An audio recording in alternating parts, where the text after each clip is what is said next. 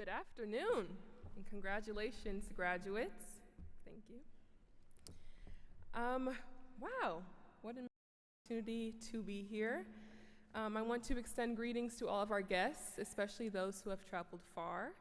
I am joined by my mom and my dad, my sister Simone, my brother Darius, my extended family, as well as my friends and my sorors. I'm so blessed to be here and present to you all as the student address. I've never spoken in front of 6,000 people before, but I'm excited to share this memorable day with all of you. My journey at the Wisconsin School of Business didn't start on the first day of freshman year. It started 7 years ago when I was just a sophomore in high school.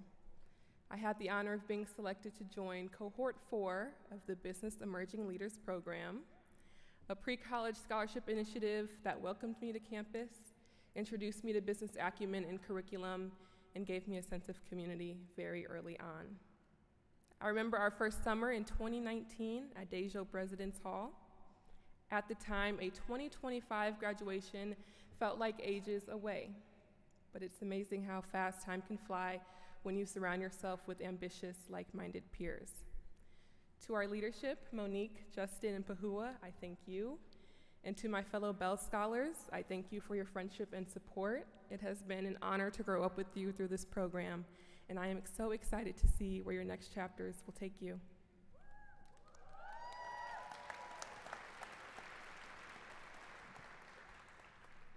I know we aren't the only scholars in the room this afternoon, so to the graduates of Posse, Mercille J. Lee, the People Program, the list goes on, I congratulate you as well.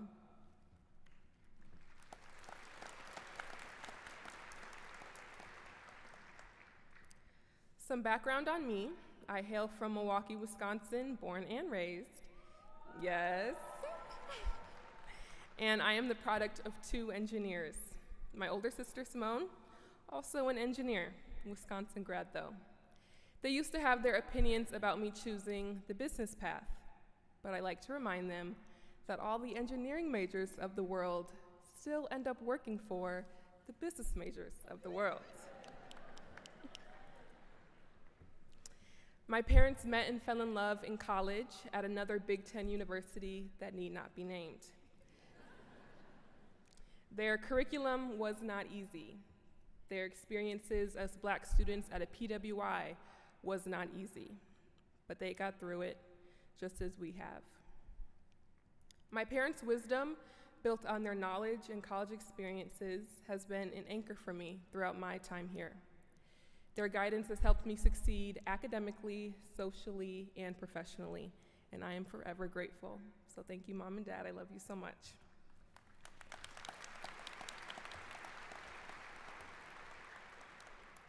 I recognize that not everyone has that same experience.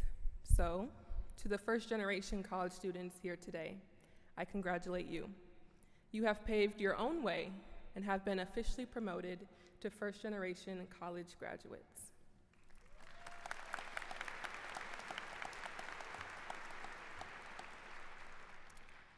Senior year has been quite the experience, filled with many lasts. Last first day of school, last game days, last few exams. Through it all, I know the question I, and I'm sure all of you, have been asked many times over is what's next? For some, you may have everything lined up, while others, including myself, may have concepts of a plan. As we prepare to walk across the stage, it's easy to feel the pressure of that question. It can feel exciting, but it can also be overwhelming. I know firsthand what it's like to chase after an opportunity. My career coach, Melissa Leffen, shout out Melissa, she can confirm that when I set my sights on something, I go after it with everything I have. Like many of you, I am very career driven, and I don't play about my resume, okay? Beyond that, my share of responsibility in continuing to build generational wealth for my family is something I do not take lightly. I've placed so much pressure on myself to land the best internships at the best companies in the biggest cities doing the coolest things. Same applies for post-grad opportunities. And while I never regret or question my ambition, I do wish I had recognized sooner that it will all be okay. Through the pressure of what's next and what immediately follows this moment in time, we fail to realize that we have a 40-year career ahead of us. Scary. That's 40 years to learn, to evolve, to move around, and to start over. So take a deep breath, because what you do in the next few years post-grad is not the end-all be-all of your career or your life. Truthfully, it can feel a bit competitive within the walls of Granger Hall. It feels like we're all after the same offers, same clubs, study abroad opportunities, and offers. But your path is uniquely yours, and you don't need to compete when you're already in your own lane. We live in a time where everyone's life is on display. You can scroll through LinkedIn and Instagram and see the highlight reel of people's lives, announcing promotions, offers, acceptances, new moves across the world. It can feel like everyone is sprinting ahead while you're just trying to figure out your next step. But your timeline is not meant to match anyone else's, and no amount of scrolling will ever show you the full story. What you don't see is the rejections, the self-doubt, and the long nights that came before those polished announcements. I came across a tweet that stuck with me. It reads, "There is no cool way to chase your dreams. It's ugly, difficult, even embarrassing, but it should never feel isolating." Our journeys will look different. It's okay if your dream takes longer. It's okay to go at your own pace. So when you do feel the urge to compare, turn inward instead.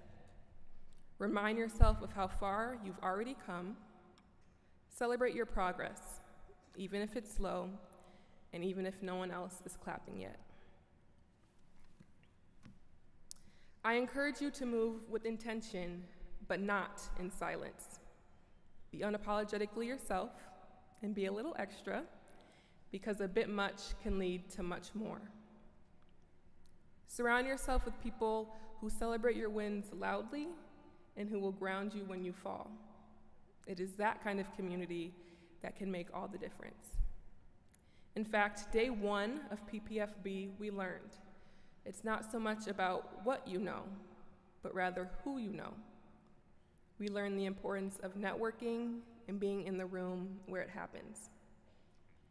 I've found that the challenge to networking, as it may feel transactional in nature, lies in maintaining connections rather than just building new ones.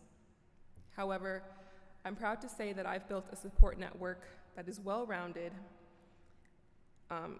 with my friends, mentors, and sponsors.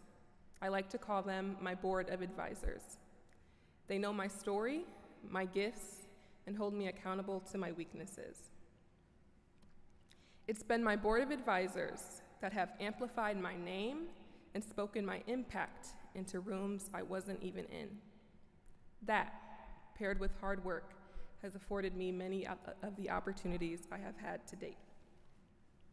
Graduates, I ask you, who is in your boardroom and who sits at your table? Who inspires you, challenges you, and champions you? More importantly, whose boardroom are you in? Who are you mentoring, and who are you lifting as you climb? There's a philosophy I choose to live by. Take up space and make room for others. Confidently own the presence and the contributions you make in a room, and while you're there, create a path for others to follow in your footsteps, especially those who feel less seen and less heard. Through shifting political landscapes, racial and economic injustice, an unsettled job market, and yes, even accounting, both classes, you kept going. You kept showing up, and you made it. There were hardships, and there will continue to be setbacks. understand that the best way around is through. There will be times in your life where everything feels like it's spiraling. When you spiral upward. Let it carry you to a new version of yourself and to possibilities you didn't know existed. Anyone who knows me knows I'm a very futuristic thinker. I'm always thinking about what's next, despite hating being asked that question. Though recently, I've been reminded to pause, to be present, and to recognize that I am living in the blessings I once prayed for. And that's what I want for you, to be grounded in the present even as you plan for the future. The internships you did or didn't land, the jobs you're accepting or still searching for, the grad schools that may say yes or no. None of those define the totality of your potential. As we step into this next season, I want you to know the opportunities that are meant for you cannot and will not pass you by. For the journey you are seeking is also seeking you. We are young, we are talented, and we are now degreed. Congratulations to the Wisconsin School of Business class of 2025. Thank you.